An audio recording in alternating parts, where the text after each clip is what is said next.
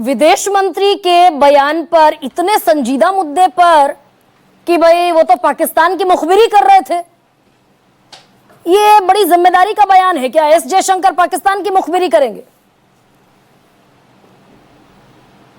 गरिमा, काफी लंबा वक्त मिला है भाजपा के प्रवक्ता को। मैं समझती हूँ करीब 10 मिनट मुझे भी मिलेंगे, क्योंकि बहुत सारे सवाल खड़े हुए और मुझे लगता है सिलसिलेवार तरीके से जवाब देने का अधिकार विपक्ष का भी बनता है। तो मैं अपनी बात ये कह के शुरू करना चाहती हूँ कि कैसे मान लें कि मोदी सरकार कसूरवार नहीं है। कहना ही पड़ेगा कि चौकीदार असरदार नहीं है। हमले से पहले ही पाकिस्तान को आगाह कर दिया और अब मोदी जी कह रहे हैं हम कसूरवार नहीं है। विपक्ष पर आज बड़े आरोप लगे। आपका जो टैगलाइन थी, जो आपका सबसे बड़ा सवाल है, उसी में कहा कि विपक्ष शायद कलेश कर रहा है, सियासत कर रहा है, एकता को खंडित कर रहा है। तो मैं जानना चाहती हूं कि आपदा को अवसर बनाकर लगातार सियासत करने वाला इस देश में कौन है? पुलवामा के नाम पर, शहीदों के नाम पर वोट मांगने वाला इस देश में कौन है? और मैं जानना चाहती हूं कि लगातार सेना के शौर्य का श्रेय बटोरने वाला इस देश में कौन है?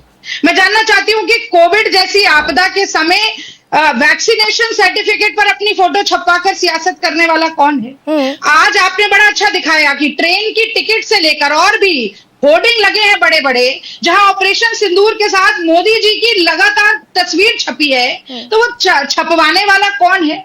और मैं जानना चाहती हूं कि लगातार इस तरीके की सियासत कर कर विपक्ष को लगातार पाकिस्तान का, चीन का एजेंट कहकर आज एकता की दुहाई देने वाला कौन है?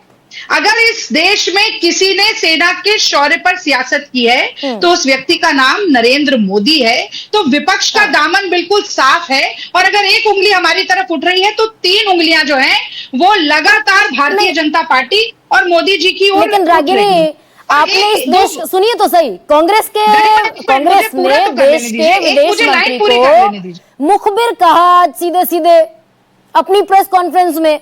अभी थोड़ी देर पहले विक्रम मिस्री का, विदेश सचिव का बयान आया है और ये ऑफिशियल स्टेटमेंट है, मैं कोट कर दूं।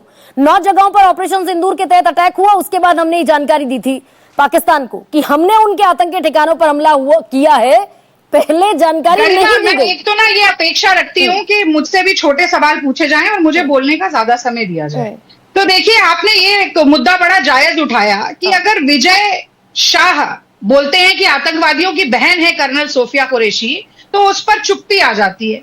वो देवड़ा जी ने भी बोला कि सेना जो है, देश जो है, वो नरेंद्र मोदी जी के चरणों में नतमस्तक है, तो उसमें मौन स्वीकृति हो जाती है। ये कैसी सियासत है कि अगर एक मुस्लिम व्यक्ति अरेस्ट हो सकता है सेम धाराओं पर भारतीय जनता पार्टी का अगर मंत्री है और गृह मंत्री है मध्य प्रदेश, माफ कीजिएगा, एक उप डिप्टी सीएम है, एक डिप्टी सीएम है और एक कैबिनेट मंत्री है, तो वो अरेस्ट नहीं होंगे। तो क्या ये सियासत नहीं है? अब रागिनी अपनी सियासत पर भी आइए। मैं तो गुरु को धन्यवाद दूंगी, मैं गुरु को धन्यवाद दूंगी, सारे सवालों का जवाब दिया गुरु ने। रागिनी, सवाल सुनिए ना भाई, अगर विदेश मंत्री को आप मुखबिर कहेंगे, क्या ये जिम्मेदारी भरा बयान है क्या?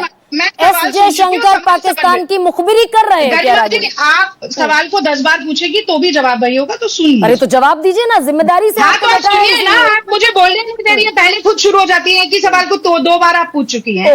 इतिहास गवाह है, धावा बोलने से पहले अगर सूचना दुश्मन को दी जाती है तो इतिहास उस व्यक्ति को गद्दार और जयचंद के नाम से नवाजता है। अब सुनिए, विक्रम मिश्री गलत कह रहे हैं, यानी जयशंकर जी का बयान था जिसमें उन्होंने कहा we are striking at the terrorist infrastructure. Present tense में बात हुई है।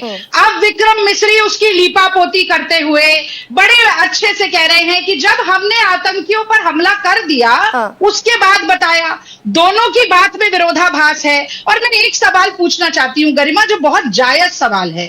वो सवाल ये है कि पाकिस्तान की सेना को सूचना देते हुए जयशंकर जी क्या सोच रहे थे कि वो पाकिस्तानी सेना जो आतंकवादियों का संरक्षण करती है, उन्हें पालती है, पोसती है, हथियारों से लैस करती है और फिर कश्मीर भेज देती है आतंकवाद फैलाने के लिए, क्या वो उन आतंकवादियों को भगवाएगी नहीं?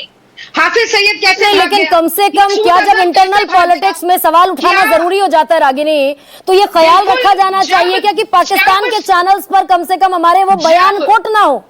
पाकिस्तान के लिए ये रखा जा सकता है क्या ख्याल? कोट हो रहा है, हाँ। किसका बयान कोट हो रहा है? एस जयशंकर पर आपके बयानों को कोट कर रहा है पाकिस्तान के न्यूज़ चैनल। देश की गोपनीयता पर, देश की सुरक्षा पर अगर खतरा आएगा तो सवाल पूछा जाएगा। और क्या पाकिस्तान के चैनल कोट कर रहे हैं? सुनिए। मिलिट्री के आपको निशाना नहीं बनाएंगे, टेररिस्ट के गाने हैं वहां कर देंगे। हाँ, और ये कह रहे हैं कि साठगांठ थी भारत की सेना की पाकिस्तान की सेना के साथ। जयशंकर जी के बयान को कोट कर पाकिस्तान के चैनल पर ये रागिनी, ये शब्द आपको रागिनी ये शब्द आपको वापस लेने पड़ेंगे। I am so sorry Ragini, today Bharat की सेना की पाकिस्तान की सेना के साथ साठगांठ थी। I am so sorry Ragini, I am so sorry, I can't continue with you. एक सेकंड, ना भारत की सेना की पाकिस्तान की सेना के साथ साठगांठ थी। आई कांट हियर दिस आप रागिनी, ना आई कांट हियर दिस आप रागिनी, वन सेकंड। नहीं ये मैं I can not listen this. No, मैंने नहीं बोला है। आप चुप होंगी तो दूसरे की बात सुनेंगी ना। आप अनएक्सेप्टेबल, क्लियर कीजिए ना रागिनी, क्लियर कर दीजिए। मैंने क्या कहा है? मैंने कहा है कि पाकिस्तान के चैनल अगर ये अनएक्सेप्टेबल, माफी मांगिए आप। बोलो दीजिए गुरु। तो ये जयशंकर जी की बयानबाजी के कारण हुआ है कि इतनी हिम्मत हो रही है, इतनी जुर्रत हो रही है इन पाकिस्तानियों की कि वो भारत की सेना पर भी आरोप लगा रहे हैं। और ये अगर हुआ है तो ये भारत, तो यानी कांग्रेस जो पॉलिटिक्स कर रही है और बीजेपी जो पॉलिटिक्स कर रही है उसका फायदा पाकिस्तान उठा रहा है। यहाँ बिखर गई सारी यूनिटी, यहाँ पर वो सारी एकजुटता की हवा निकल गई मात्र 10 दिन में। राजीव जी